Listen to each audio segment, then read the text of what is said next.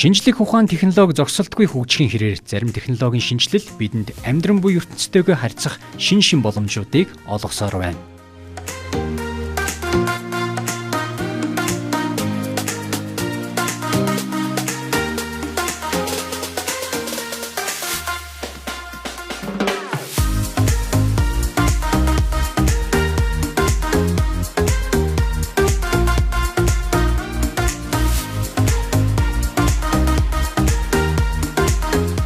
Бид хил амаар болоод хизээч хиндэж гүйцэтгээргүй ард түмэн байгаа. Тэгэхээр зэрэг одоо хил амаа болоод хийж бүтээж байгаа нэгийг дэмжиж тэр хүмүүстэй одоо оргилтны явж байгаа хүмүүстэй зэрэгцэж тэр хүмүүсээс сурч амьдрах цаг болсон байна гэдгийг бас эндээс харж болох юм байна.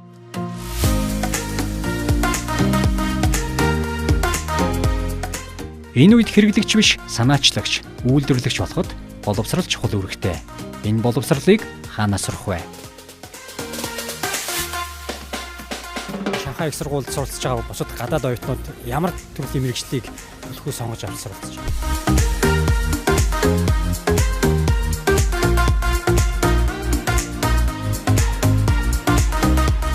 Энэ бүгдийг бидний мэдэхгүй хятад влог нэвтрүүлгээс хүлээн авч үзээрэй.